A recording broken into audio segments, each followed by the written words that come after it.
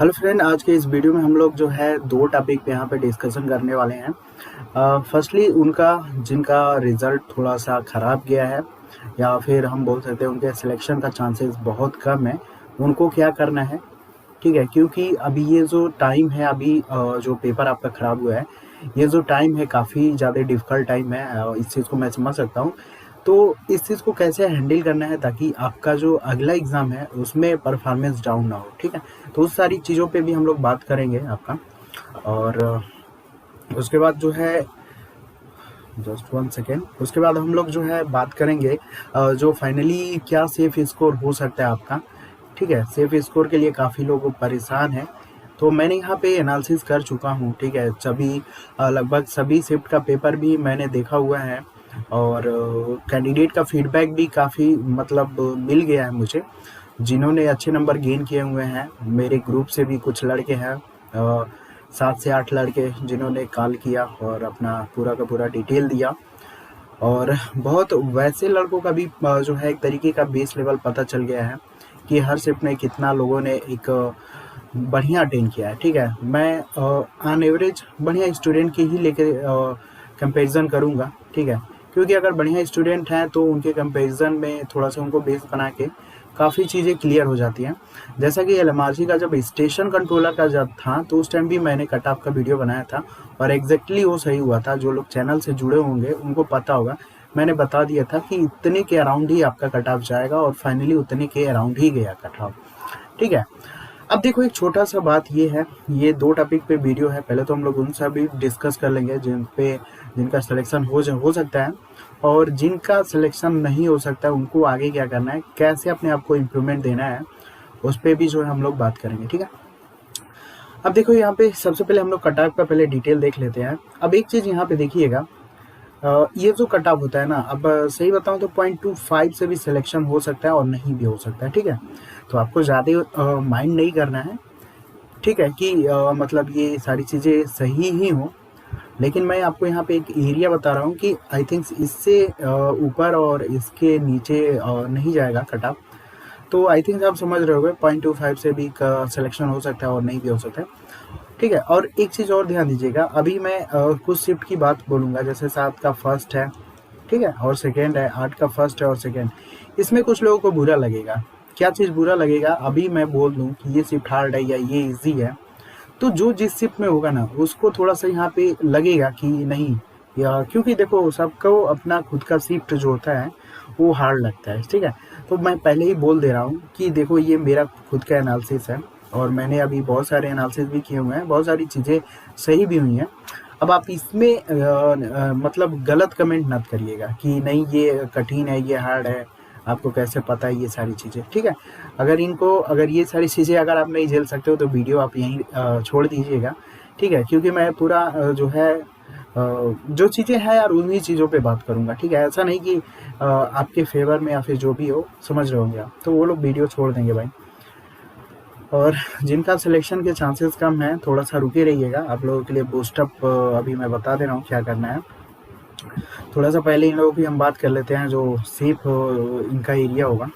देखो अगर हम बात करते हैं थोड़ा सा हम पिछला डाटा पे अगर चलते हैं, 2019 का जो एग्ज़ाम था टीसीएस का ही था, 296 रिक्वायरमेंट थे आपके, और यहाँ पे जो 27 का जो फर्स्ट शिफ्ट था और आपका जो सेकेंड शिफ्ट था, यहाँ पे जो सिलेक्शन 103 तक भी हुआ था, 107 तक भी हुआ था, 112 तक भी हुआ था सिलेक्शन। ठीक है, जिनको पता होगा उनको आई थिंक जान रहे हो। ठीक है, और यहीं से भी सिलेक्शन यहाँ से जो है 110 से लेके 116 तक, यहाँ पे फर्स्ट वाले में 116 से ऊपर शायद हुआ था। ठीक है, सेकेंड वाले में जो था वो आपका 103 107 ऐसे कुछ कुछ सिलेक्शन हुआ था। ठीक है, और वही अगर हम बात करते हैं 25 के फर्स्ट में और 25 के सेकेंड में, ये शायद इजी शिफ्ट था, इसी को बेस बनाया गया था और ये थोड़ा सा प्लस था, तो यहाँ पे आई थिंक 7-8 नंबर का थोड़ा सा बेनिफिट मतलब मिला था। ठीक है, तो पिछली बार आपने देखा था कि ओवरऑल कट ऑफ 142 या 43 के अराउंड था ओबीसी का। मैं ओबीसी को ही बेस लेके चलूँगा, क्योंकि ओबीसी और जनरल में आपको पता है कि 5 से 7 नंबर का ही डिफरेंट होता है। तो ओबीसी को अगर हम बेस बनाते हैं तो जनरल के पास भी चले जाएंगे और इकोनॉमिकल वीक सेक्शन के पास भी हम लोग चले जाएंगे। तो देखो पिछला रिकॉर्ड में क्या था, पिछला रिकॉर्ड भी 4 शिफ्ट का पेपर था जिसमें एक शिफ्ट को काफ़ी ज़्यादा हाई था, उसके बाद थोड़ा सा डाउन किया गया था शिफ्ट में, और नॉर्मलाइजेशन आपको पता है कितना बड़ा था, लगभग 30 से लेके 33 या 32 के नियर अबाउट इस वाले शिफ्ट में आपका नॉर्मलाइजेशन का नंबर बढ़ा था। ये मैं देखो 27 पिछले लास्ट ईयर का एनालिसिस अगर नहीं बताऊंगा ना तो आप आठ इधर का नहीं समझ पाओगे, ठीक है। तो थोड़ा सा पेशेंस लेवल रखना, अब वीडियो लंबा होगा उससे कोई इशू नहीं है, थोड़ा सा हम लोग इस मैटर पे बात कर लेते कट ऑफ का, फिर आगे जो है मैंने बताया कि उन लोगों के लिए भी वीडियो है, उन लोगों के लिए भी है कि क्या है जो ये आपका बैड जो टाइम है इस चीज़ को कैसे हैंडल करना है, कैसे अपने आप को इम्प्रूवमेंट करना है, क्या चीज़ें गलती हुई हैं, कैसे आप इसको इम्प्रूव कर सकते हो, ठीक है। तो अभी हम लोग उसको देखेंगे, पहले थोड़ा सा इसका हम देख लें क्योंकि बहुत लोगों का यहाँ पे डाउटेड था।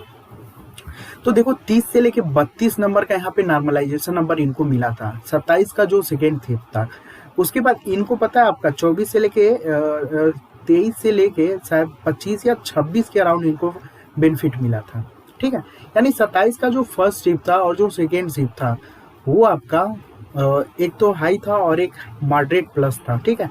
दोनों में ज़्यादा डिफरेंट आपका नहीं था नंबर में, 7 से 8 नंबर का बस डिफरेंट था। वही चीज़ यहाँ पे भी होगा, सेम वही चीज़ मैं आपको यहाँ बताना चाह रहा था कि जो 7 का फर्स्ट शिफ्ट है और जो 7 का सेकेंड शिफ्ट है ये थोड़ा सा हार्ड है और ये थोड़ा सा आपका मॉडरेट प्लस है आपका, ठीक है। तो इस बार भी देखिएगा, आई थिंक श्योर है कि आपका 26 से लेके 30 तक नंबर कंफर्म में बढ़ेगा, ठीक है। 30 से कम नहीं होगा, may be according to me 26 से 30 तक का नंबर इस बार भी श्योर है। अभी मैं बताऊंगा क्यों श्योर है आपका ये नंबर, ठीक है। अभी इसको मैं बता देता हूँ कि इतना नंबर कैसे चांसेस हैं आपके। और वही 7 के फर्स्ट वाले में क्या है कि थोड़ा सा यहाँ पे आपका नंबर वही आपका 23 से लेकर 27-28 तक, ठीक है। 4 से 5 नंबर मतलब कम ही बढ़ेगा, लेकिन 7 के फर्स्ट का भी बढ़ेगा और सेकेंड का भी बढ़ेगा। इसी तरीके 8 का देखिए, जो फर्स्ट शिफ्ट है और जो सेकेंड शिफ्ट है ये जो है ये आपका बेस बन जाएगा, ये श्योर है। और ये जो है थोड़ा सा डाउन, ठीक है। जो यहाँ पे 25 का जो पहला शिफ्ट था, जिस तरीके से इनको बेनिफिट मिला था उसी तरीके से 8 वाले को थोड़ा सा यहाँ पे बेनिफिट मिलेगा फर्स्ट शिफ्ट को, और जो सेकेंड शिफ्ट था वो आपका बेस था, इनको नंबर शायद बेनिफिट नहीं मिला था क्योंकि ऑन एवरेज इसमें मैक्सिमम कैंडिडेट जब ऑन एवरेज स्कोर करते हैं तो उसको बेस बनाया जाता है। ऑन एवरेज स्कोर का मतलब मैक्सिमम कैंडिडेट, ठीक है। एक एवरेज होता है ना 63%, जब हम लोग पीक पढ़ते हैं 63% होता है आपका एवरेज, उसी पे मैक्सिमम लोग जो अटेन करते हैं उसी को बेस बना के यहाँ पे किया जाता है। वही चीज़ यहाँ पे भी होने वाला है, 60 का जो सेकेंड शिफ्ट होगा वो बेस बनेगा और यहाँ पे इनको जो है 4 से 6 नंबर का थोड़ा सा बेनिफिट मिल जाएगा, ठीक है। तो अब हम लोगों ने तो ये समझ लिया कि नॉर्मलाइजेशन में कितना डिफरेंस जाएगा, अब क्यों जाएगा इतना ये थोड़ा सा हम लोग जान लेते हैं। देखो अगर हम बात करते हैं 7 के फर्स्ट सेट में तो मोस्टली ओबीसी के जो नंबर हैं 110 है। देखो ओबीसी को मैंने बेस बनाया है, जैसे हम लोग नॉर्मलाइजेशन को निकालने के लिए बेस बनाते हैं एवरेज का, उसी तरीके से हम ओबीसी को बेस बना सकते हैं यहाँ पे। मोस्टली आप पूछिएगा 7 के जो फर्स्ट शिफ्ट है ना उसमें ओबीसी के मोस्टली स्टूडेंट का इतना स्कोर है, आप पता कर लीजिएगा, ठीक है। आप कमेंट भी नहीं करेंगे, मुझे पता है। अभी 7 का सेकेंड शिफ्ट की अगर हम बात करें तो इसमें क्या है ना 102 से लेके 106 तक मोस्टली आपको मिल जाएंगे स्टूडेंट, ठीक है। 102 या 3 से लेके 106 तक इसमें मोस्टली आपके 7 के सेकेंड शिफ्ट में मोस्टली बहुत सारे कैंडिडेट ने स्कोर किया हुआ है, ठीक है। तो यही ऑन एवरेज होता है जिसमें मैक्सिमम लोग अगर नंबर अटेन करते हैं या फिर उनका नंबर आता है तो उसी को एक बेस बना के, उनका खुद का टीसीएस का फार्मूला होता है और उसी को बेस बना के वहीं से जो है प्लस और माइनस करके आपका वहाँ पे फाइनल जो है डीवी का जो फाइनल आता है आपका वही मतलब डिसाइड हो जाता है आपका, ठीक है। तो ये चीज़ है, अभी मैंने इस चीज़ को बता दिया आपका कि 103 से लेके 6 तक ओबीसी में काफ़ी स्कोरिंग है और 110 तक लेके आपका 7 के फर्स्ट शिफ्ट में काफ़ी स्कोरिंग है। उसी तरीके अगर हम इसमें बात करें 130 के नियर अबाउट ओबीसी में काफ़ी ज़्यादा स्कोरिंग है और इसमें हम बात करें तो इसमें लगभग 123 या 120 से 22 के बीच में काफ़ी ज़्यादा स्कोरिंग है, ठीक है। बार बार बोल रहा हूँ मैं ओबीसी को बेस बना रहा हूँ अभी, ठीक है। ओबीसी को ही मान के हम लोग यहाँ पे सारे चीज़ डी निकाल लेंगे अभी, ठीक है। तो बेस का तो क्लियर हो गया आपको कि किसको कितना यहाँ पे बेस बना हुआ है। अभी थोड़ा सा मैं देख लो हाईलाइट कर दे रहा हूँ, ठीक है। ये आपका 110 बन गया, ठीक है, ओबीसी के लिए 7 के फर्स्ट शिफ्ट का, और 103 से लेके 106 तक बन गया आपका सात के सेकेंड शिफ्ट में। वही चीज़ है 120 से 22 का ये मैक्सिमम स्कोरिंग है, ठीक है। जो मैंने हाईलाइट किया होगा ना, ये मैक्सिमम स्कोरिंग है आपका हर एक शिफ्ट का, मतलब जिन्होंने ओबीसी वाले कैंडिडेट ने इतना स्कोरिंग किया हुआ है अभी, ठीक है। तो चलो अब फाइनल पे चलते हैं हम लोग, कैसे क्या डिसाइड करना है हमें कट ऑफ का। तो देखो यहाँ पे फाइनल मैं बता दे रहा हूँ शिफ्ट स्कोर क्या होगा, थोड़ा सा यहाँ पे ध्यान दीजिएगा। 7 के फर्स्ट शिफ्ट का और सेकेंड शिफ्ट का, ठीक है, कैटेगरी वाइज सबका बता रहा हूँ मैं। तो देखो स्कोरिंग ये पता चल गया मुझे कि स्कोरिंग इतना हुआ है, तो आई थिंक यहाँ पे जो एवरेज होता है, तो चलो हम यहाँ पे 7 का फर्स्ट शिफ्ट में अगर हम बात करते हैं जनरल कैटेगरी की, तो इनका 118 से लेके 127 तक के लिए फाइनल डीवी के लिए बुला लेगा। और देखो फाइनल सिलेक्शन का आपको पता ही है ना कि 2-4 नंबर भी फाइनल में इंक्रीज हो जाता है आपका, ठीक है। तो उसको थोड़ा सा ध्यान दीजिएगा, ठीक है। 118 से लेके 27 के बीच में आई थिंक आप श्योर है, मेरे ग्रुप के थ्रू काफ़ी लोगों ने बढ़िया स्कोर किया, 135 प्लस है, 137 भी है 7 के फर्स्ट शिफ्ट में। आप लोग बिंदास रहिए, सिलेक्शन आपका 100% श्योर है, ठीक है। बस आपका क्योंकि 135 140 7 के शिफ्ट में इजी नहीं है, ठीक है। आपका बहुत ज़्यादा सेफ स्कोर में आपके चांसेस काफ़ी ज़्यादा हैं।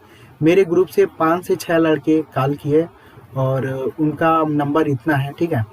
काफ़ी देर तक भी बात हुई, तो आप लोग बिंदास रहिएगा, ठीक है। आप लोगों के चांसेस काफ़ी ज़्यादा हैं। 135 है और एक कैंडिडेट का 137 है और एक का 138.55 है, ठीक है। 3 से 4-5 कैंडिडेट ने फ़ोन किया जो मेरे साथ लॉन्ग टाइम से जुड़े हुए थे, ठीक है। तो फाइनली इस बार आपका सिलेक्शन हो जाएगा, टेंशन मत लीजिएगा, ठीक है। 118 से 27 के बीच में आपका डीवी के लिए बुला लेगा और फाइनल जाते जाते मे भी 127-28 तक ले लेगा, ठीक है। ये जनरल के लिए है। अभी ओबीसी के लिए हम बात करते हैं। जैसे कि मैंने बताया ना कि ओबीसी में 110 तक मैक्सिमम स्कोरिंग है आपका, ठीक है। तो मैक्सिमम स्कोरिंग का मतलब कि आपको पता ही है, मैक्सिमम स्कोरिंग का अनएवरेज यहाँ पे जो होगा 108 से लेके 120 तक, ठीक है। इसमें डीवी के लिए बुला लेगा और फाइनल जाते जाते 120 के अराउंड या 118-20, ठीक है, इसके अराउंड जाके आपका जो है मैटर यहाँ पे क्लोज होगा, ठीक है। 108 से लेके आपको 109-10 इसके बीच में आपको डीवी के लिए शॉर्ट लिस्ट कर लेगा। वही चीज़ यहाँ पे भी मैं बता रहा हूँ, जनरल के लिए 118 से 27 के बीच में डीवी के लिए शॉर्ट लिस्ट कर लेगा आपका, ठीक है। लेकिन फाइनल जाते जाते 127 के नियर अबाउट आपका टच करेगा, ठीक है। 127 या 128, ठीक है, 30 के अराउंड ही रहेगा। देखो ओवरऑल जो कट ऑफ है आफ्टर नॉर्मलाइजेशन 130 के अराउंड ही रहेगा, ठीक है, नहीं 135 के अराउंड। ये डिपेंड इस पे करेगा, जो 8 की जो शिफ्ट है ना, इस चीज़ को मैं बेस बना रहा हूँ, तो इसमें नंबर ज़्यादा जाएंगे आपके। तो जनरल का और ओबीसी का आपको पता चल गया। अब यहाँ पे देखो एसी की हम बात करें तो 95 से लेके 107 तक, ठीक है, इनके प्रोबेबिलिटी काफ़ी ज़्यादा बनेगी। 95 से लेके 107 तक इसमें आपको डीवी के लिए भी शॉर्ट लिस्ट कर लेगा और फाइनल जाते जाते 104, 5, 7, ठीक है, इसमें आपका फाइनल डीवी के लिए आपको सिलेक्ट हो जाएगा। 2 डीवी की बात कर रहा हूँ, एक तो ये आपका जो रेंज है ना पहला, ये आपका डीवी 1 के लिए, और ये फाइनल जाते जाते आपका यहाँ पे सिलेक्शन दे देगा। इकोनॉमिकल वीक सेक्शन का अगर हम बात कर लेते हैं तो इनका ओबीसी से कम भी जाता है, आपको पता ही है। तो इनका में भी हो सकता है कि 106 से लेके 112 तक हो जाए, ठीक है, क्योंकि देखो रीज़न क्या है ना कि इनकी सीटें ठीक हैं आपकी, ठीक है। जनरल का भी सीटें सही है, इकोनॉमिकल वीक सेक्शन का भी सीटें सही है। यहाँ पे जो प्रॉब्लम है वो ओबीसी को लेके है, क्योंकि ओबीसी में शायद यहाँ पे 25 सीटें हैं, तो काफ़ी ज़्यादा कंप्लीट टास्क हो जाएगा यहाँ पे आपका। लेकिन फिर भी कोई नहीं, सिलेक्शन मेरे अकॉर्डिंग टू 7 शिफ्ट का ज़्यादा होगा, ठीक है। अब ये चीज़ बुरा आपको लग सकता है 8 वाले शिफ्ट को, लेकिन थोड़ा सा पेशेंस रखिएगा भाई, जो चीज़ें रियल है वही चीज़ मैं बताऊंगा, ठीक है, किसी के फेवर में नहीं। जो यहाँ पे आपने देखा ना, इसमें जो पिछली बार कितनी वैकेंसी थी 296 थी, और आप जाके पता कर लीजिएगा 170 यानी 170 के अप्रॉक्स यहाँ पे 27 वालों का सिलेक्शन हुआ था, ठीक है। 170 कैंडिडेट का 296 में से आप माइनस कर लीजिए, यानी टोटल इनका जो सिलेक्शन था वो 130 पे था, मतलब 130 कैंडिडेट का यहाँ सिलेक्शन हुआ था। 170 कैंडिडेट या 180 तक, मतलब मोस्टली आप पता कर लेना 65% जो सिलेक्शन था ना वो 27 के शिफ्ट में ही हुआ था आपका, जितने भी कैंडिडेट थे। वही चीज़ यहाँ पे भी होगा, ज़्यादा सिलेक्शन आपका देखिएगा 191 सीट है ना, तो श्योर है 120 या 30 जो सीट है वो आपका चला जाएगा 7 के फर्स्ट और सेकेंड से, और बाकी जो 60, 65 या 70 जो सीटें बच रही है ना वो 8 के सेकेंड से जाए, अरे नहीं 8 के शिफ्ट से आपका जाएगा। तो ये चीज़ हुआ 7 का फर्स्ट ईयर। अब देखो 7 का सेकेंड ईयर थोड़ा सा यहाँ पे टफ है, ठीक है। और इन दोनों के बीच कंपेरिजन आप मत करिएगा, ज़्यादा का डिफरेंट आपको नहीं मिलेगा, 7-8 नंबर या मैक्सिमम 10 नंबर, उससे ज़्यादा आपको डिफरेंट यहाँ पे नहीं मिलेगा, ठीक है। तो अब यहाँ की हम बात कर लेते हैं। तो इनका जो है जनरल का अगर देखा जाए, यहाँ पे देखिए जनरल का यहाँ पे जस्ट 1 सेकेंड, यहाँ पे देखिए अब हम लोग यहाँ पे सेकेंड शिफ्ट की हम बात करने वाले हैं, ठीक है। अब ये यहाँ पे सेकेंड शिफ्ट की हम बात करते हैं, जस्ट 1 सेकेंड। 7 का तो क्लियर हो गया ना, फर्स्ट वाले का कितना अराउंड जा रहा है आपका। जनरल का 118 से 27 है, ओबीसी का 108 से 120 के अराउंड, एससी का 95 से लेकर 107 तक। इकोनॉमिकल वीक सेक्शन का आपको पता ही है 4 से 5 नंबर का डिफरेंट रहता है ओबीसी से, या फिर 3 से 4 नंबर, ठीक है। उतना माइनस कर लीजिएगा, 106 से 12 तक आपका अराउंड जाएगा आपका।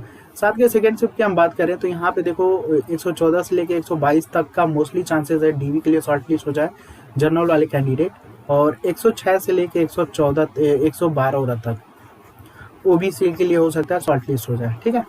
इसे आपका डाउन नहीं जाएगा, एक चीज ध्यान दीजिएगा, इससे ऊपर उठ सकता है लेकिन डाउन नहीं जाएगा, क्योंकि मोस्टली यहाँ पे ओबीसी की सीटें कम है, ठीक है। और मोस्टली ओबीसी में काफ़ी ज़्यादा कन्फ्यूजन भी है आपका। एससी वालों के यहाँ पे मे भी हो सकता है 92 या 88 से भी उठा ले आपका, 88 से लेके आपका 102 या 101 तक मोस्टली चांसेस है एससी वालों के यहाँ पे उठा सकता है आपका। 8 का जो सेकेंड नहीं 7 का जो आपका सेकेंड शिफ्ट है, तो ये चीज़ क्लियर होगा। और इकोनॉमिकल वीक सेक्शन का आपको निकालना है तो थोड़ा सा डाउन कर दीजिएगा 2 से 3 नंबर, ठीक है, ओबीसी कंपेरिजन में। तो ये तो आपका 7 शिफ्ट का एनालिसिस हो गया। अब हम लोग 8 शिफ्ट का यहाँ पे देख लेते हैं, 8 शिफ्ट का क्या है। देखो यहाँ पे क्या है कि मैंने अभी जस्ट आपको बताया हुआ है कि जो 8 की जो शिफ्ट है आपकी, ये आपको ध्यान दीजिएगा, मैं पहले का ही बेस लेके चल रहा हूँ, ठीक है। जो पहला बेस था आपका 2019 में जो आपका एग्जाम हुआ था, उसके अकॉर्डिंग जिनको बेनिफिट मिला था उसी के पैटर्न पे ही सेम इस बार भी रहेगा, ज़्यादा कुछ डिफरेंट आपको नहीं मिलेगा। अभी देखो हम 8 का फर्स्ट शिफ्ट है और 8 का सेकेंड शिफ्ट। फर्स्ट शिफ्ट की हम बात करते हैं तो यहाँ पे मोस्टली जनरल का जो होगा आपका 127 से लेके 135 के नियर अबाउट आपका जनरल का जाएगा। ओबीसी की हम बात करें तो 122 से लेके 130 के अराउंड होगा ओबीसी का। और यहाँ पे जो है एससी कैंडिडेट का यहाँ पे जो होगा आपका 107 से लेके 110 उसके अराउंड आपका, यहाँ पे 105 से लेके 110 के अराउंड यहाँ पे चांसेस बन सकता है। इकोनॉमिकल वीक सेक्शन का निकालना होगा तो आप यहीं से डाउन कर लीजिएगा, ठीक है, ओबीसी से। और इनकी सीटें थोड़ी ज़्यादा हैं तो बेनिफिट भी ज़्यादा मिल सकता है आपका, ठीक है। अब देखो यहाँ पे इजी जो शिफ्ट है ना, यहाँ पे 130 से लेके 135 तक डीबी के लिए शॉर्ट लिस्ट करेगा, फाइनल जाते जाते 135 या 36 तक आपको ले लेगा, ठीक है। फाइनल डीबी की बात कर रहा हूँ, 130 उस पे हो सकता है 132 पे उठा ले आपको, क्योंकि मोस्टली बहुत ज़्यादा ने स्कोरिंग किया हुआ है 8 के सेकंड शिफ्ट में। 132 हुआ, 133 हुआ, ठीक है, 3-4 काल तो मुझे ही आया है यहाँ पे, ठीक है। तो 137-38 तक आपको फाइनल उठा लेगा आपको ओबीसी में 8 के सेकंड शिफ्ट में, ठीक है। और वही जनरल की अगर हम बात कर लेते हैं तो 135-35 के नियर अबाउट आपको 132 से 35 लेके 142-42 तक, क्योंकि जनरल में यहाँ पे नंबर ऑफ सीटें भी ज़्यादा हैं। तो यहाँ पे 130 से 35 या 37 तक आपका 8 का सेकंड शिफ्ट ओबीसी को उठा लेगा। फर्स्ट शिफ्ट में जो जनरल है वो आपके 135 से 42 तक के लेके जाएगा। और एसी में जो है यहाँ पे 112 से लेके 117-18 तक यहाँ पे लेके जाएगा, ठीक है। तो यही एक एरिया है भाई, ठीक है। और देखो एक चीज़ और बताना चाहूँ, मैंने पहले ही बोला था ना वीडियो में कि 0.25 से सिलेक्शन हो भी सकता है और नहीं भी हो सकता है, ठीक है। तो ये एक तरीके का मेरा क्या था, ये एनालिसिस था। और इसी के अराउंड देखिएगा कट ऑफ भी जाएगा आपका, ठीक है, ज़्यादा कट ऑफ नहीं जाएगा। ओवरऑल जो कट ऑफ होगा 137 या 135 के अंडर ही रहेगा। पिछली बार कितना गया था, 143 ओबीसी का गया था ना, तो 135 इस बार डाउन ही रहना है पेपर, मतलब कट ऑफ, क्योंकि देखो कट ऑफ जो था ना, ये पेपर का जो लेवल था आपका कहीं ना कहीं डाउन ही था आपका इस बार, अरे मतलब अपर ही था। पेपर जो है थोड़ा बहुत टफ बोला जा सकता है इस बार, टाइम टेकिंग भी था, गलती के होने के चांसेस भी काफ़ी ज़्यादा थे इस बार। तो ये चीज़ रहा भाई जिनका मतलब है। और तो यही सारा आइडिया था। तो मैंने पहले भी बोला था ना कि इतने से सिलेक्शन हो सकता है, नहीं भी हो सकता है। तो आपको अभी ऐसा नहीं कि बहुत ज़्यादा रिलैक्स एरिया में चले जाना है आपको, ठीक है। अगर मान लो चले गए और इतने से नहीं हुआ तो फिर आप समझ सकते हो, ठीक है। तो आपको रिलैक्स नहीं होना है। हाँ, 7 के शिफ्ट में अगर जिनका भी 130 प्लस है, नहीं 125 प्लस है, ठीक है, चाहे वो आप जनरल में हो, चाहे आप ओबीसी में हो, वो रिलैक्स रह सकते हैं। उनकी प्रोबेबिलिटी मैक्सिमम ज़्यादा है, ठीक है, 125 प्लस से ऊपर। 7 के से फर्स्ट या सेकेंड किसी में भी है, 125 से अगर आपका ऊपर है तो आप रिलैक्स जोन में रहिए, कोई दिक्कत नहीं है, ठीक है। और वही 8 के शिफ्ट में अगर आपका 135 से प्लस है ना, तो आप रिलैक्स जोन में रहिए, कोई दिक्कत नहीं है। लेकिन उनसे नीचे जो है ना, तो रिलैक्स जोन में ना रहें। प्रोबेबिलिटी आपकी भी है, मैं ये नहीं कर रहा हूँ कि प्रोबेबिलिटी नहीं है, लेकिन बार बार यही चीज़ बोलना ना कि अगर इतने सिलेक्शन नहीं हुआ 0.25 से, तो आपका पूरा का जो आपका रिलैक्सिंग जो टाइम है ना, वो सारा बेकार हो जाएगा। क्योंकि आपको भी पता है कि टेक्निकल छोड़ देने में कितनी सारी प्रॉब्लम आती हैं, फिर से जीरो से स्टार्ट करना और फिर से उस चीज़ को मेंटेन करना काफ़ी ज़्यादा कंप्लीट टास्क होता है आपका, ठीक है। तो ये चलो वीडियो था फर्स्ट जो था आपका कि उनके कैंडिडेट के बारे में जिनका सिलेक्शन की प्रोबेबिलिटी क्या है, नहीं है। अब हम बात करते हैं भाई जिनका स्कोर बहुत ही बेकार गया है, या फिर उन्होंने कुछ गलतियां की हैं तभी ये इनका स्कोर बेकार गया है। कुछ इम्प्रूवमेंट किया जा सकता था उनके भी नंबर में, 15 से 20 नंबर। उन्होंने क्या गलतियां की हुई हैं उनको हम लोग को देखना है। और अभी जो टाइम है आपका थोड़ा सा बेकार टाइम चल रहा है, तो इस चीज़ को कैसे हैंडल करना है, ठीक है।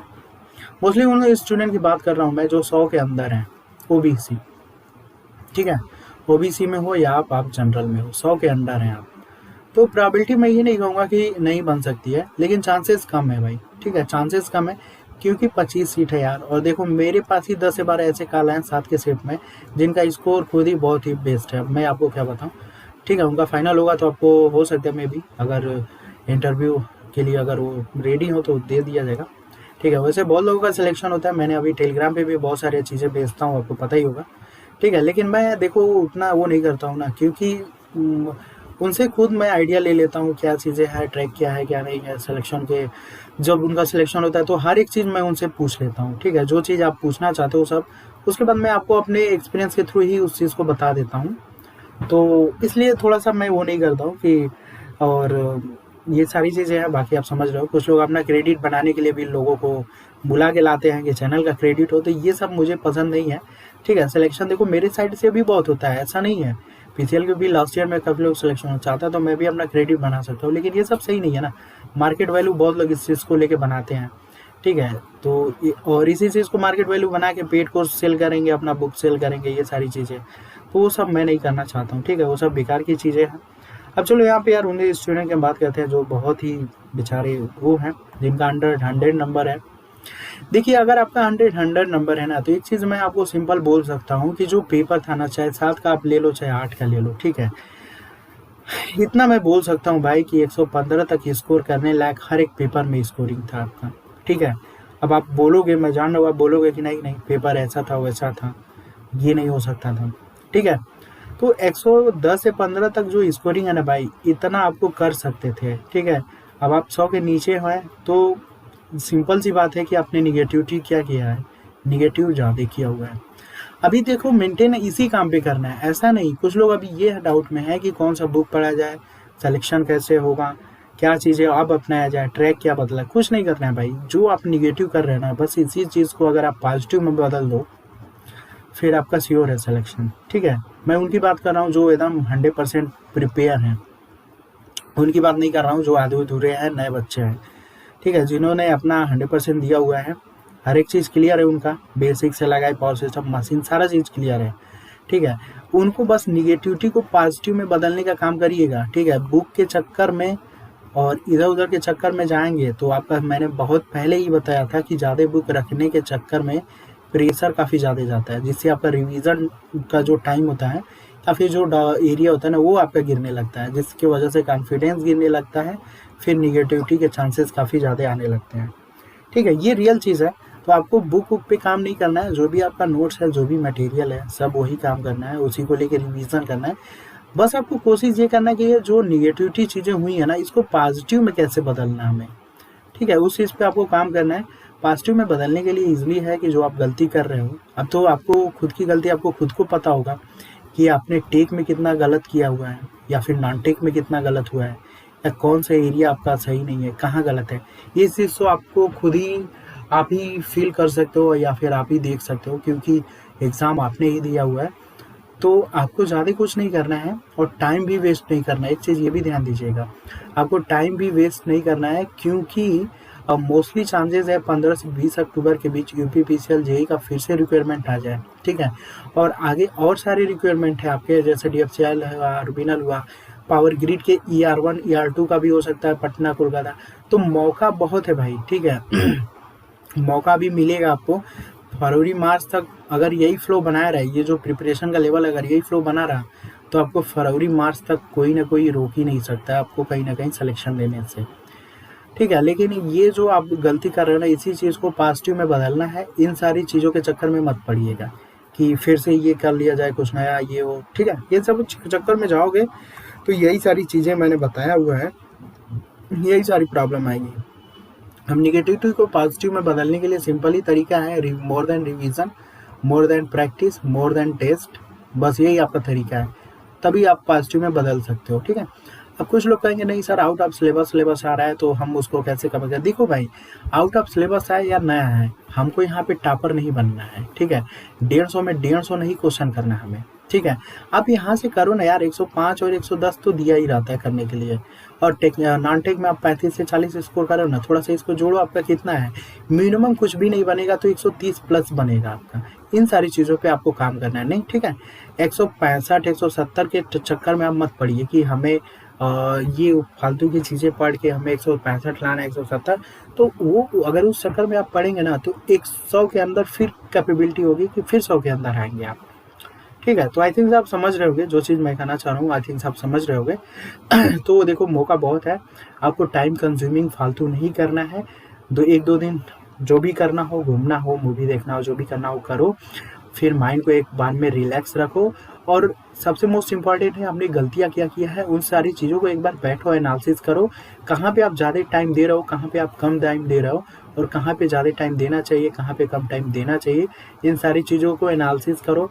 ऐसा नहीं कि फिर उसी के तरीके बैठ जाएं, फिर लग जाएं उसी रेस में, नहीं भाई। रेस जीतने के लिए यार कुछ चीज़ें इंप्रूवमेंट भी कर जरूरी होता है ना। और वो गलती आप जो कर रहे हो आपको खुद को ही पता होगा कि हम गलती क्या कर रहे हैं, ठीक है। कुछ लोगों को क्या है, 2-2 घंटा हिंदी पढ़ेंगे, 2-2 घंटा जीके पढ़ेंगे, 2-2 घंटा करेंट अफेयर पढ़ेंगे, टेक्निकल से उनसे कोई मतलब ही नहीं है, मोस्टली बहुत लोग हैं। तो देखो बहुत ज़रूरी है ना कि किन चीज़ों पे आपका स्कोर गिर रहा है तो उसमें मेहनत करना है, किस चीज़ पे स्कोर आपका बढ़ रहा है उस पर थोड़ा सा डाउन करो। अगर इन सारी चीज़ों को वेरिएबल नहीं बनाओगे तो फिर दिक्कत होगा। कुछ लोग क्या, नहीं पावर सिस्टम हम सुबह उठते ही पढ़ रहे हैं, चलो वही रूटीन है आपका, 2 घंटे 4 घंटे पावर सिस्टम पढ़ने का, इलेक्ट्रॉनिक्स पढ़ने वही रूटीन है आपका। तो इन सारी चीज़ों को थोड़ा सा वेरिएबल बनाइए। जो चीज़ पीक पे है, जिस पे आपका पकड़ है, तो थोड़ा सा उसको मतलब साइड में रख के थोड़ा सा काम करिए। जो चीज़ें आपका नहीं है उन सारी चीज़ों को थोड़ा सा कुल मिला के टाइम का वेरिएबल करिए, किस पे कितना टाइम देना है उन सारी चीज़ों को एकदम अच्छे से सोचिए, ठीक है। नॉन टेक पे भी टाइम देना है, लेकिन इतना भी टाइम नहीं देना है कि एकदम आपका 3 से 4 घंटे। तो कुछ लोग नॉन टेक में टाइम देते हैं और स्कोर पूछो तो उनका 25 के नीचे ही रहता है, कोई मतलब नहीं है ना भाई, ठीक है। तो ये सारी चीज़ें हैं। तो टाइम आपको क्या दें, कुछ लोगों का है 2-2 घंटे का करंट अफेयर वीडियो देखते हैं डेली। ये सारी चीज़ें मैं क्यों बता रहा हूँ, क्योंकि मोस्टली बहुत स्टूडेंट का फीडबैक रहता है मेरे साथ, उनका स्कोरिंग जब 100 से नीचे आता है तो बहुत सारी चीज़ें मैं पूछता हूँ कि आपने क्या क्या प्लेटफॉर्म फॉलो कर रहे हो, क्या चीज़ करो क्या नहीं करो, सब चीज़ों उसी की वजह से मुझे आइडिया चलता है। तो 2-2 घंटे का आप करंट अफेयर का वीडियो देख रहे हो, ठीक है। उसमें भी आई थिंक आप समझ रहे होगे, अब ज़्यादा मैं बोलना नहीं चाहूँगा। तो इन सारी चीज़ों को यार स्मार्टनेस मिलाओ ना। अब ऐसा नहीं 2-2 घंटे करंट अफेयर पढ़ रहे हो, 3-3 घंटे हिंदी पढ़ रहे हो, टेक्निकल का आपका कुछ अता पता नहीं है, किसी में इंटरेस्ट लग रहा है तो इलेक्ट्रॉनिक्स पढ़ लिए हैं, इंटरेस्ट नहीं लग रहा है तो छोड़ दिए हैं। तो भाई इंटरेस्ट बनाना पड़ेगा, ठीक है, और सबको इक्वलिटी देनी पड़ेगी, तभी सिलेक्शन होगा ना। ऐसा नहीं है कि एक को पकड़े, हाँ चलो उसी को धुआं करना है, तो वैसे नहीं होगा। आपको हर एक एरिया पे काम करना होगा ना, तभी जाके मतलब कुल मिला के ऑलराउंडर बनना होगा, तभी जाके आप फाइनल सिलेक्शन के पास जाओगे, ठीक है। तो मौका देखो बहुत है, टाइम को आपको कंज्यूम नहीं करना है। जैसे कि मैंने बोला ना कि 0.25 से सिलेक्शन हो सकता है, नहीं भी हो सकता है आपका, ठीक है। तो इतना एक्यूरेट कोई नहीं लेके जा सकते आपको बता दे कि हाँ आपका सिलेक्शन हो जाएगा। तो आप इस फेवर में मत बैठिए कि मेरा एकदम चलो हाँ 105 नंबर है या चलो 115 नंबर है, हो जाएगा, कोई चांसेस नहीं, मतलब कोई रोक नहीं सकता है। इन सारी कन्फ्यूजन में मत रहिएगा, पहले बता दे रहा हूँ मैं। ठीक है, होना होगा तो आपका मैंने बोला ना कि कितने नंबर से ऊपर है तो उनका सिलेक्शन ज़्यादा चांसेस है। तो उन सारी चीज़ों को छोड़िए, अगर इन सारी चक्कर में आप पढ़ेंगे तो टाइम आपका क्या होगा, जाएगा, और टेक्निकल आपका धीरे-धीरे कहाँ पे आएगा, ग्राउंड लेवल पे आना स्टार्ट हो जाएगा। फिर से उसको पीक पे लाने में टाइम लगता है, और यहाँ पे रिक्वायरमेंट भी है जो है पीसीएल में, और भी डिपार्टमेंट में आ जाएंगी विद इन 1 से 1.5 महीने के अंदर। तो फिर से आप जब तक पीक पे जाओगे ना 1.5 महीने में, और फिर से जब आप बैलेंसिंग करोगे, फिर वही कंडीशन में आ जाओगे आप, समझ रहे होगे, बैड कंडीशन जो होती है। तो फिर से सर टाइम नहीं मिला, ये नहीं हुआ, वो नहीं हुआ, तो अभी से आप ही को समझ जाना है, जो हुआ वो हुआ, आपको अपना बेस्ट फिर से देना है, ठीक है। और सिलेक्शन होगा तो हो जाएगा, ठीक है, उसके चक्कर में आपको ज़्यादा नहीं बैठना है, क्योंकि नंबर ऑफ सीटें कम है, अगर उसके चक्कर में बैठोगे तो फिर आगे का एग्ज़ाम भी बेकार जाएगा, ठीक है। जिनको एकदम 100% श्योर है भाई, 135-135 प्लस स्कोर है, वो लोग रिलैक्स जा सकते हैं, कोई इशू नहीं है आपका 7 के शिफ्ट में। 8 में 140 से ऊपर है तो एकदम रिलैक्स रहिए, कोई दिक्कत नहीं है भी। ऐसा नहीं है कि स्कोर नहीं है, इतना स्कोर किए भी हैं लोग, ठीक है। मैं वैसे ही हवा में नहीं बोल रहा हूँ, तो ठीक है, मैं उनकी बात अभी नहीं कर रहा हूँ यहाँ पे, मैं उनकी बात कर रहा हूँ जो थोड़ा बहुत 100 के नीचे उनका नंबर है, उनको क्या करना है, ठीक है। तो देखो, टाइम उनको कंज्यूम मत करो, ठीक है। टाइम का यूटिलाइजेशन आप स्टार्ट कर दो, किस पे कितना टाइम देना है, किस पे कितना टाइम नहीं देना है, ये चीज़ आप डिसाइड कर लीजिएगा, क्योंकि आप ही को पता है कि एरिया आपका कौन सा वीक है, कौन सा स्ट्रांग है, ठीक है। और पहले का जो रूटीन है थोड़ा सा इसको चेंज करिएगा। ऐसा नहीं कि मशीन पढ़ना है तो मशीन ही पढ़ रहे थे, फिर स्टार्ट किया नए सिरे से तो चलो मशीन ही पूरा ख़त्म करते हैं, नहीं, चीज़ों को बदलना पड़ेगा ना भाई। जो आप पहले कर रहे थे वो तो कहीं ना कहीं स्ट्रांग होगा ना, उस चीज़ों को बदलना है। देखो, मंजिल नहीं बदलना है, लेकिन जो रास्ता है ना, उस चीज़ को बदलना है। सिंपली आप समझना होगा तो समझ गए होगा, ठीक है। बस आपको ये चीज़ है। अब देखो, बुक के चक्कर में आपको मैंने पहले भी बोला कि बुक के चक्कर में नहीं पढ़ना है, आपको जो भी चीज़ें आपके पास हैं उसी चीज़ को बस निगेटिविटी से कन्वर्ट करना है, उस चीज़ को पॉजिटिव में, ठीक है। और टाइम को आपको कंज्यूम नहीं करना है, और ज़्यादा बुक के चक्कर में नहीं पढ़ना है कि फिर से कैसे कौन सी बुक पकड़ा जाए कि सिलेक्शन हो जाए, या फिर क्या किया जाए। इन सारी ये एक तरीके की सभी चीज़ें निगेटिविटी हैं। आपको जो अपना कोर एरिया है, अभी इलेक्ट्रॉनिक्स भी देखो कोर एरिया में आ गया, उन चीज़ों को आपको लेके चलना है, ठीक है। उसमें आपको ऐसा नहीं उसके साथ आपको कंप्रोमाइज़ करना है, उस चीज़ को आप लेके चलिएगा। अब देखो, यहाँ पे जो बात आ रही है ना, पीएलसी स्काडा हुआ, ठीक है, non conventional source of energy हुए, बाकी ये जो टॉपिक है ना, इनको आपको जो है, देखो जो भी कोर एरिया है वो तो आप पढ़ो ही, कोई दिक्कत नहीं है। लेकिन अभी देखो, यूपीपीसीएल का जो बेस है ना, वो कभी भी लिखवा के ले लेना मुझसे, पावर सिस्टम उसका बेस है। और यहाँ से जो क्वेश्चन बनते हैं ना, मैक्सिमम नंबर ऑफ क्वेश्चन बनाए जा सकते हैं, और नंबर ऑफ रैंक गिराए भी जा सकते हैं आपके पावर सिस्टम से। तो इसको थोड़ा सा, मतलब आपको अंदर जाके थोड़ा सा उतरना होगा। मेंटेनेंस है, रिपेयरिंग से लगाए, मार्केटिंग, सारी चीज़ें पावर सिस्टम में आती हैं। तो थोड़ा सा इसके अंदर साइड में जाके, ऐसा नहीं कि अभी से बैठ के इसी के पूरे एकदम कोर एरिया में चले जाए, नहीं, इसको साइड में आपको जाना है, और थोड़ा थोड़ा वहाँ से इम्प्रूवमेंट कर लेना अपने आप को, ठीक है। देखो, जो पेपर है, जो आपका जो कोर एरिया है ना, वहाँ से इजिली आप स्कोर कर सकते हो टेक्निकल में 100, ठीक है। मैं 10-20 नंबर, आपको ये थोड़ा सा उतरना पड़ेगा आपको पीएलसी स्काडा में, पावर सिस्टम के डीप एरिया में 15 से 20 नंबर को लाने के लिए, ठीक है। तो टेक्निकल में देखो 120 से 25 तक स्कोर कर सकते हो एनी टाइम, मतलब अगर आप बहुत सारे इंप्रूवमेंट हुआ। लेकिन 150 के चक्कर में मत पड़िएगा, क्योंकि पीसीएल हर साल 20-25 क्वेश्चन वैसा रखेगा ही जो आपका माइंड खराब करेगा, ठीक है। तो उसके चक्कर में मत पड़िएगा, जो चीज़ें मैं बता रहा हूँ वही चीज़ें आपको करना है। कोर एरिया को बैलेंस रखिए, ठीक है, जो आपने पढ़ा हुआ है, और जो कोर एरिया है उसको आपको बैलेंस रखना है। और जो नॉन कोर है, या फिर हम बोल सकते हैं कि जो थोड़ा सा डीपली अंदर जाके पूछ रहा है, तो उन सारी चीज़ों को आपको करना क्या है, नेट से उठा लीजिए, स्टैंडर्ड कहीं से भी, जो भी आपका काम है, इन सारी चीज़ों को थोड़ा सा पकड़िए, उसके अंदर जाइए, और उनको पढ़ के थोड़ा बहुत साइड में एक नोट्स बना लीजिए, ठीक है। ये काम आपको साइड में करना है, ठीक है। 10-15 नंबर के लिए ना आपको ये 100 नंबर नहीं खोना है आपको, ये सब बैठ के साइड में करिएगा, और इन सारी चीज़ों को थोड़ा सा पीक पर लाइएगा, ठीक है, आपका बेस्ट होगा। कुल मिला के देखो, काम बस यही करना है भाई। निगेटिविटी जो हो रही है ना, इस चीज़ को पॉजिटिव में बदलना है। मतलब आप अटेम्प्ट तो कर रहे हो, अच्छा, ठीक है, 160-65 जो भी कर रहे हो, 180 कर रहे हो, लेकिन उसमें से जो गलत हो रहा है ना, वो गलत क्यों हो रहा है आपका, बस उसी पे आपको काम करना है, ठीक है। उसी गलत को पॉजिटिव में बदलना है, क्योंकि आपने क्वेश्चन देखो अटेम्प्ट किया है। सिंपल बात है कि आपको क्वेश्चन आ रहा था तभी आपने अटेम्प्ट किया है, ठीक है। ऐसा नहीं तो हवा में आपने अटेम्प्ट किया, क्वेश्चन आ रहा है, बहुत अच्छी बात होता है। वो आना एक बहुत ज़्यादा प्लस पॉइंट होता है आपका। ठीक है, गलत हो गया वो सही बात है, लेकिन उस चीज़ को आप इम्प्रूव भी सुधार भी सकते हो। ठीक है, तो बस वही आपको करना है। आपने स्कोर देखो, काफ़ी लोगों ने 150 तक स्कोर किया था और वो 7 के शिफ्ट में, फर्स्ट में या सेकेंड में, लेकिन अगर अंडर 100 क्यों आए वो लोग? क्योंकि उनका सिंपल बात है कि 50 गलत रहा होगा, तभी तो वो अंडर 100 आ गए ना।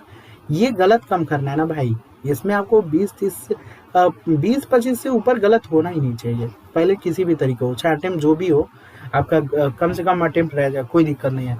लेकिन ये गलतियां जो है ना, यही सिलेक्शन से रोकती हैं आपको। ये इसी चीज़ को आपको कम करना है।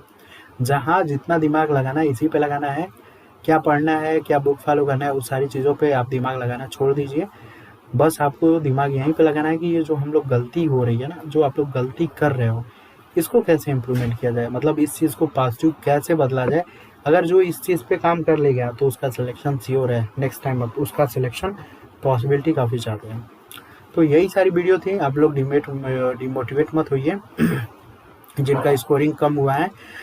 आप धैर्य के साथ टाइम टेबल बनाइए और लग जाइए, और मोस्टली चांसेस है भाई कि फिर रिक्वायरमेंट आ रही है आपका 10 से 15 अक्टूबर तक। ठीक है, आप वीडियो में कमेंट मत करिएगा कितना आएगा कितना है नहीं आएगा। आपका जो काम है इम्प्रूवमेंट का, आप इम्प्रूवमेंट करिए। वैकेंसी आएगी चली जाएगी अगर आप इम्प्रूवमेंट नहीं करेंगे तो। ठीक है, इम्प्रूवमेंट पे काम करिए। बाकी और भी बहुत सारे हैं, यूपी ट्रिपल एस 2018 है, बाकी और सारी रिक्वायरमेंट आने वाली है।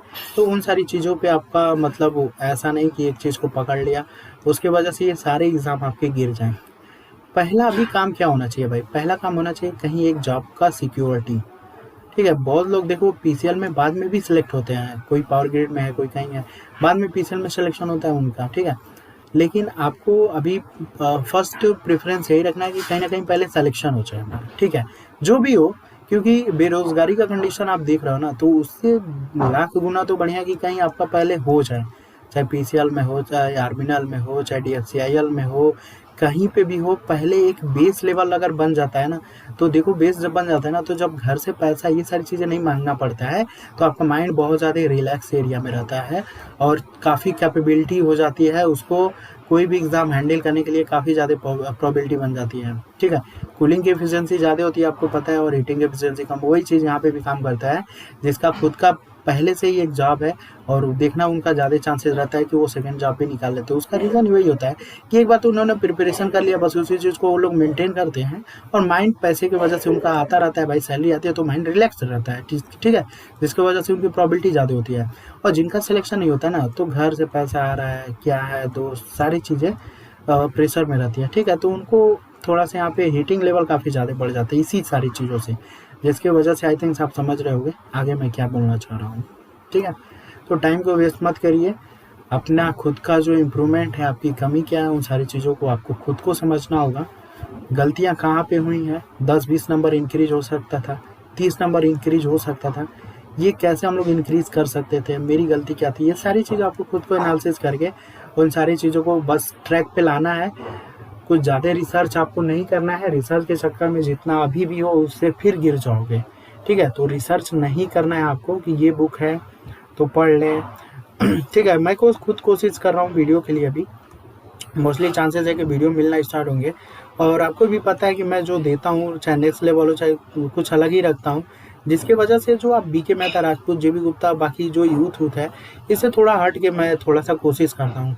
क्योंकि देखो एग्जामिनर को भी पता है कि आप लोग यही सारी चीज़ें पढ़ रहे हो। ठीक है, जो पेपर बनाते हो उससे आपसे 10 गुना आगे होते हैं, और उसको सब पता है कि यूट्यूब पे क्या चल रहा है, लोग आप पेपर क्या बना रहे हैं। ठीक है, इसीलिए मैं यहाँ पे बोलता हूँ ना बार बार यार, कि एक क्वेश्चन के अकॉर्डिंग आप लोग क्या सोच सकते हो, वो सारी चीज़ें डेवलप जब करना स्टार्ट कर दोगे ना, तो एग्जामिनर आपको कितना घुमाए कोई दिक्कत ही नहीं होगा आपको। ठीक है, तो ये चीज़ें हैं।